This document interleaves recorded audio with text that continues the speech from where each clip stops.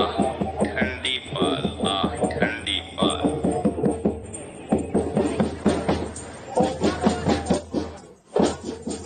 यह मोल्दोवा है और रूस देश में सरकार को गिराने की कोशिश कर रहा है। पुतिन इससे इनकार करते हैं और कहते हैं कि यूरोप ही इस देश पर कब्जा करना चाहता है। वह इसे एक बहाने के तौर पर इस्तेमाल कर रहे हैं ताकि मोल्दोवा की सीमा पर सैनिकों की तैनाती कर सकें। और अब यहीं से चीजें जटिल हो जाती हैं। देखिए, अगर आप नक्शे को देखें तो आपको पता चलेगा कि रूस की मोल्दोवा के साथ सीधी सीमा नहीं लगती, तो फिर वह देश पर हमला कैसे करेगा? चलिए झूम इन करते हैं। देखिए, मोल्दोवा के अंदर जो ये पूर्वी पतली पट्टी है उसे वास्तव में ट्रांसनिस्ट्रिया कहा जाता है। 1990 के दशक में सोवियत संघ के विघटन पर रूसी सेना समर्थित अलगाववादियों ने मोल्दोवा की सेना से युद्ध किया था। 1992 में संघर्ष विराम से मोर्चा वहीं रुका, लेकिन रूस असल में कभी नहीं गया। करीब 1500 सैनिक वहीं रह गए, जिन्हें अब शांति रक्षक के रूप में जाना जाता है। अब हाल ही में मोल्दोवा के प्रधानमंत्री ने चेतावनी दी है कि रूस उस टुकड़ी की तैनाती को बढ़ाकर 10,000 सैनिक तक करना चाहता है, खासकर अगर कोई क्रेमलिन समर्थक सरकार सत्ता में आती है। अब जब आप इस तथ्य को जोड़ते हैं कि पिछले कुछ हफ्तों में रूस कह रहा है कि नाटो मोल्दोवा पर कब्जा करना चाहता है, ऐसा लगता है कि रूस एक आक्रमण की योजना बना रहा है और उसकी नींव रख रहा है। लेकिन आक्रमण वास्तव में प्लान बी हो सकता है। प्लान ए जाहिर है देश पर कब्जा करना है, वो भी चुनाव के जरिए। इसका मतलब ये नहीं है कि चुनाव में ईमानदारी से जीतना है। रूस के लिए इसका मतलब है गलत जानकारी फैलाना और चुनाव केंद्रों के बाहर पैसे देकर अपनी पसंदीदा पार्टी को वोट दिलवाना। गलत जानकारी फैलाने वाले अभियान से शुरू करते हैं, क्योंकि हमारे पास इसका अटल सबूत है। हमारे पास वीडियो में है कि रूस समर्थक समाचार चैनल मोल्दोवा के नागरिकों को मासिक तयशुदा रकम देकर रूस जो चाहे वह पोस्ट करवाने की कोशिश कर रहे हैं, और यह रकम वाकई में बहुत बहुत आकर्षक है। इस पूरी अभियान के दौरान बीबीसी ने गुप्त रूप से जाकर देखा है कि यह गलत जानकारी कैसे फैलाई जा रही है। हमने एक निजी टेलीग्राम चैनल में घुसपैठ की और जांच के बाद दर्जनों अन्य नए सदस्यों के साथ ऑनलाइन लेक्चर में भाग लिया कि कैसे एक पेड चुनाव इन्फ्लुएंसर बना जाए। कोर्स पूरा करने के बाद नौकरी का ऑफर मिला। राजधानी चिसिनाउ में हमें सड़कों पर बिना रजिस्ट्रेशन और अवैध ओपिनियन पोल करने के निर्देश मिलते हैं। जिम्मेदार व्यक्ति स्पीकर फोन पर रूसी में बात कर रहा है।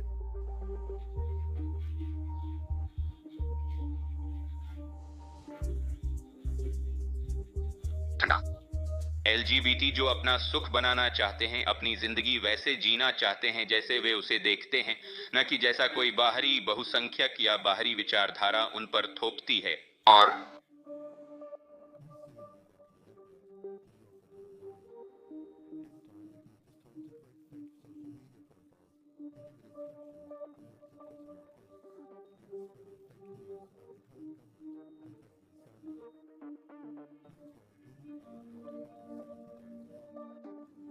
वह पैसा मॉस्को के पीएसपी बैंक से आएगा। यह रूसी सरकार के स्वामित्व में है और अंतर्राष्ट्रीय प्रतिबंधों के तहत है, और यह साफ है कि ऐसे पोस्ट देखे जा रहे हैं। हालांकि मोल्दोवा की आबादी सिर्फ 20 लाख से थोड़ी ज्यादा है, बीबीसी ने 90 टिकटॉक अकाउंट्स की पहचान की है जो एक ही नेटवर्क का हिस्सा लगते हैं। उन्हें भी हमारे जैसे ही दिनों में वही संदेश पोस्ट करने के लिए कहा गया था, और उन्हें 2.3 करोड़ व्यूज और 8,60,000 से ज्यादा लाइक्स मिले हैं। रूस दखल से इनकार करता है, लेकिन मोल्दोवा की खुफिया एजेंसी कहती है कि वह नतीजे तय करने के लिए रिकॉर्ड रकम खर्च कर रहा है।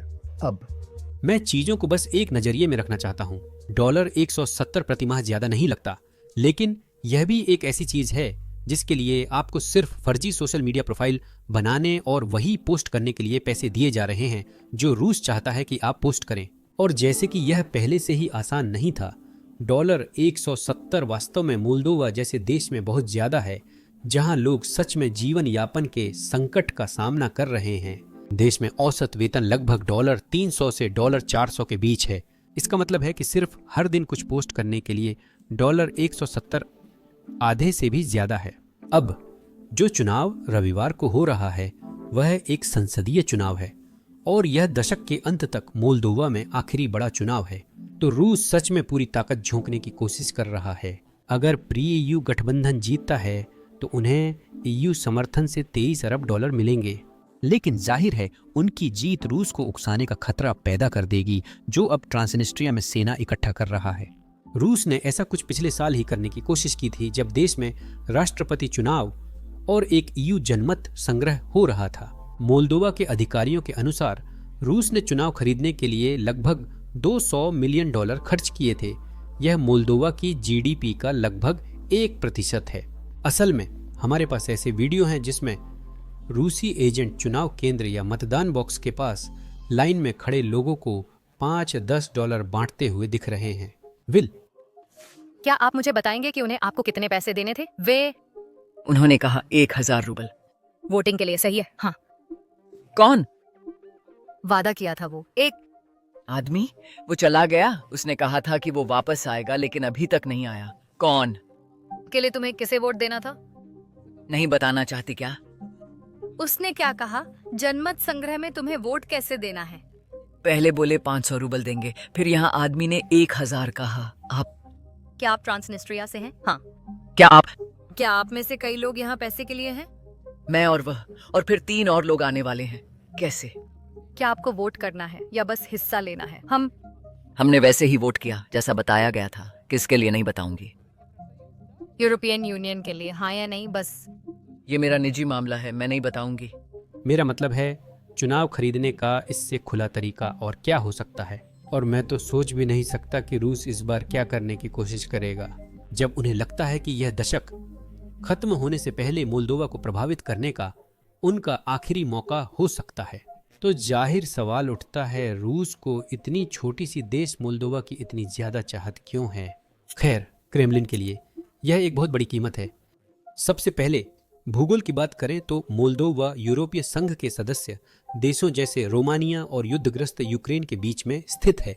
मोल्दोवा पर राजनीतिक नियंत्रण मॉस्को को नाटो के पास बफर और यूक्रेन पर दबाव का जरिया देता है।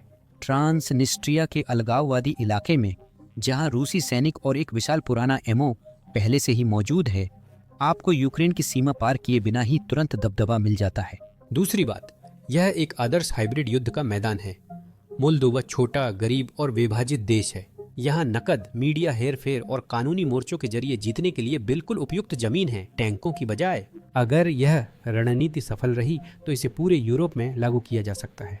और आखिर में, बेशक मोल्दोवा पर नियंत्रण का मतलब है कि रूस उसे यूरोपीय संघ में शामिल होने से रोक सकता है। और यहीं से बड़ी समस्या शुरू होती है। आप लोगों को याद है, मैंने पिछले साल हुए यूरोपीय संघ जनमत संग्रह का जिक्र किया था। तो वह जनमत संग्रह बहुत ही छोटे बहुमत से पास हुआ था, सिर्फ 52% वोटों के साथ। और इसके अलावा जो पार्टी यूरोपीय संघ के पक्ष में है, यानी पार्टिदुल एक्सियूनेसी सॉलिडारिटी पार्टी, उसे इस जनमत संग्रह को हकीकत में बदलने और यूरोपीय संघ में शामिल होने के लिए स्पष्ट बहुमत चाहिए। लेकिन अभी उनके पास संसद में लगभग 51% सीटों का नियंत्रण है। लेकिन मोल्दोवा की संसद इस बात पर निर्भर करती है कि देश भर में हर पार्टी को कितने प्रतिशत वोट मिलते हैं। इसका मतलब है, अगर पार्टी 51% से घटकर 49% रह जाती है तो वे अकेले सरकार नहीं बना सकते। और फिर आपको गठबंधन, गतिरोध और एक ऐसी सरकार मिलती है जो शायद मॉस्को के प्रति ज्यादा दोस्ताना हो सकती है। यही वही है जिसकी क्रेमलिन को उम्मीद थी। वे चुनाव पलटने या बहुमत पाने की कोशिश नहीं कर रहे। वे बस चाहते हैं कि प्रो यूयू पार्टी इतनी कमजोर हो जाए कि उनके पास बहुमत न रहे।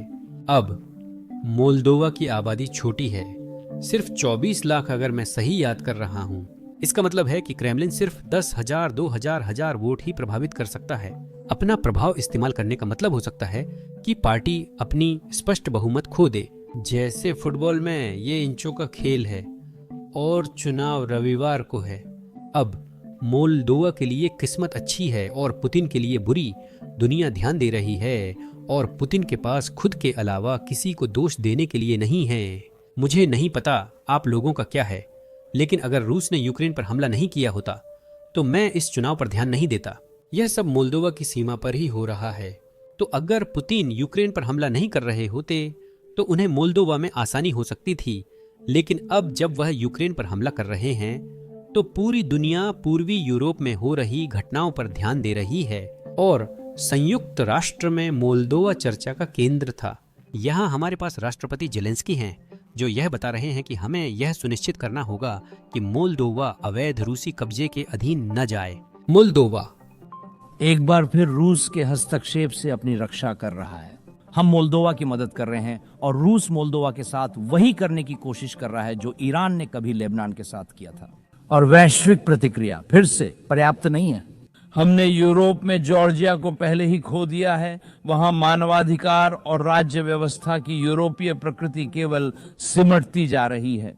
जॉर्जिया रूस पर निर्भर है और कई वर्षों से बेलारूस भी रूस पर निर्भरता की ओर बढ़ रहा है। यूरोप मोल्दोवा को भी खोने का जोखिम नहीं उठा सकता। मैं एक बात जरूर कहना चाहता हूँ। मुझे लगता है कि ईयूएन में सार्वजनिक रूप से कहना कि हमने जॉर्जिया और यूरोप को खो दिया अनुचित था। असल में जॉर्जिया में जो युवा यूरोपीय संघ में शामिल होना चाहते हैं वे पिछले अक्टूबर से ही विरोध कर रहे हैं। मुझे यकीन है यह सुनना उनके लिए बहुत निराशाजनक रहा होगा। तो हाँ, जॉर्जिया अभी हारा नहीं, पर हालात अच्छे नहीं हैं। प्रो रूसी पार्टी बहुत ताकतवर है और जॉर्जिया की यूरोपीय संघ में शामिल होने की उम्मीद खत्म करना चाहती है। खुशकिस्मती से यूरोपीय संघ मोल्दोवा को यह सुनिश्चित करने में मदद कर रहा है कि उनके चुनाव सही तरीके से कराए जाएं। यह बयान अभी अभी यूरोपीय संघ के उच्च प्रतिनिधि और यूरोपीय आयोग के उपाध्यक्ष द्वारा दिया गया था। आइए सुनते हैं। आज हमने रूस के यूक्रेन के खिलाफ युद्ध पर चर्चा की जो बार बार मोल्दोवा तक फैल गया है। रूस ने मोल्दोवा की हवाई सीमा का उल्लंघन किया, ऊर्जा को यूरोपीय संघ पर दबाव के लिए हथियार बनाया और आपके लोकतंत्र में दखल दिया। मोल्दोवा के आगामी संसदीय चुनाव मॉस्को के हाइब्रिड युद्ध का मुख्य निशाना होंगे। रूस संभवतः वोट को प्रभावित करने के लिए पैसे, प्रचार सामग्री और दबाव का जाल इस्तेमाल करेगा। मोल्दोवा के लोगों को बिना हस्तक्षेप अपना भविष्य चुनने का हक है। इसी वजह से हम मोल्दोवा की मजबूती बढ़ाने के लिए यूरोपीय संघ के साझेदारी मिशन के दायरे और स्तर को बढ़ा रहे हैं। हमारे पास अब एक विशेषज्ञ टीम मोल्दोवा में मौजूद है जो चुनावों के दौरान अवैध वित्तपोषण से निपटने में मोल्दोवा की मदद कर रही है।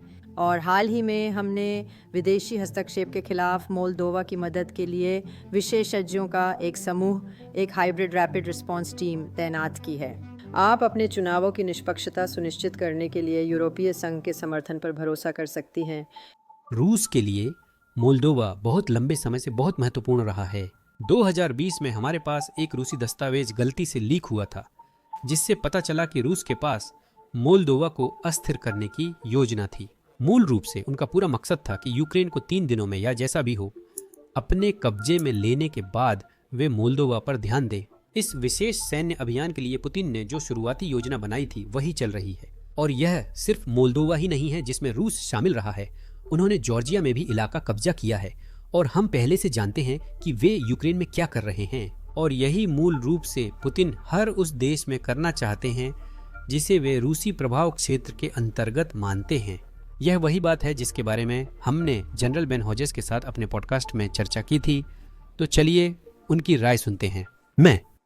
मुझे लगता है कि यह रूसी परंपरा में है कि वे अपने चारों ओर के देशों को नियंत्रित करना चाहते हैं, जिसे तथाकथित प्रभाव क्षेत्र कहा जाता है, जो सदियों से चला आ रहा है। मुझे लगता है कि इसकी कुछ ऐतिहासिक जड़ें भी हैं, जैसे कि मंगोल आक्रमणकारियों के खिलाफ सुरक्षा के लिए बफर जोन बनाना, इस तरह की बातें। लेकिन अब पिछले कुछ सदियों में यह एक तरह का अधिकार बन गया है, एक ऐसा एहसास कि रूस को जैसे ये 18वीं सदी हो अपने आसपास के देशों के लिए फैसले लेने का हक है कि वे देश क्या कर सकते हैं ना। मुझे लगता है बात बस इतनी सी है। आप जानते हैं, अगर वे जॉर्जिया को पश्चिम में एकीकरण के उसके प्रयास से यूरोपीय संघ में शामिल होने से रोक सकते हैं, मोल्दोवा और अन्य पूर्व सोवियत गणराज्यों जैसे आर्मेनिया में भी यही बात लागू होती है। ये उनकी असुरक्षा को भी दर्शाता है। मेरा मतलब है वे जानते हैं, जैसे ही आप मॉस्को से बाहर निकलते हैं और अगर आप वहाँ के सुपर अमीरों में से नहीं हैं तो रूस में रहना बहुत मुश्किल है। मेरा मतलब है बहुत बुरा है। एक ऐसा देश जिसके पास अनगिनत प्राकृतिक संसाधन हैं। आप जानते हैं वहाँ हर किसी को अमीर होना चाहिए। मेरा मतलब है वहाँ बहुत तेल, गैस और अन्य चीज़ें हैं।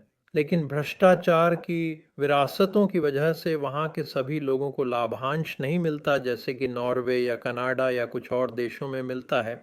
सिर्फ कुछ ही लोगों को सब कुछ रखने का मौका मिलता है और बाकी सभी लोग उसी गंदगी और गरीबी में रहते हैं जिसमें वे शुरू से रहते आए हैं। और इसलिए ये क्रेमलिन के हित में नहीं है।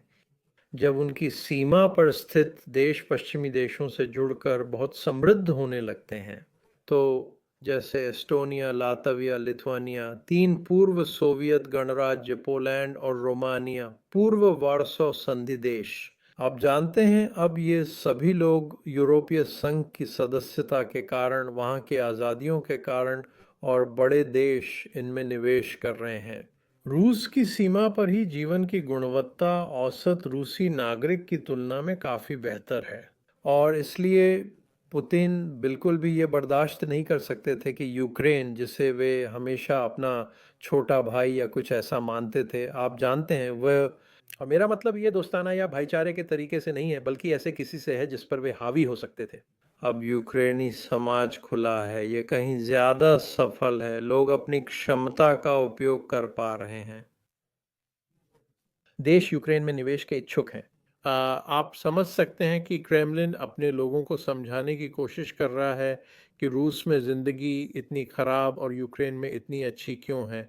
मैं इसे थोड़ा सरल कर रहा हूँ, पर मुझे लगता है कि ये उनकी असुरक्षा और शासन के अस्तित्व से जुड़ा है। यूट्यूब अभी अभी एक दिमाग घुमा देने वाली घोषणा की है। यह क्रिएटर्स को हर दिन $64 मिलियन दे रहा है। क्यों? क्योंकि YouTube के पास पर्याप्त क्रिएटर्स नहीं हैं। इसीलिए आप अपने होम पेज पर ऐसे वीडियो देखते हैं जिनके व्यू 1000 से कम हैं, जैसे ये। अब जाहिर है इसका मतलब ये नहीं है कि हर किसी को चैनल शुरू कर देना चाहिए, लेकिन अगर आपने कभी YouTube चैनल या बिना चेहरे वाला चैनल शुरू करने के बारे में सोचा है तो अब बिल्कुल सही समय है। YouTube हर दिन क्रिएटर्स को करोड़ों रुपए दे रहा है और अब पहले से कहीं ज्यादा नए और छोटे चैनलों को आगे बढ़ा रहा है। मुझे यकीन है आपके मन में चैनल शुरू करने और बढ़ाने को लेकर कई सवाल हैं। हमें आप में से कुछ लोगों से हमेशा ईमेल में ऐसे सवाल मिलते रहते हैं। इसीलिए हमने तय किया कि अपनी सारी YouTube सलाह एक ही YouTube वीडियो में बिल्कुल मुफ्त में दें। तो अगर आप अपना खुद का चैनल शुरू करने में रुचि रखते हैं तो आप उस वीडियो को यहाँ YouTube पर देख सकते हैं। बस डिस्क्रिप्शन में दिए गए लिंक या अपनी स्क्रीन पर कार्ड पर क्लिक करें।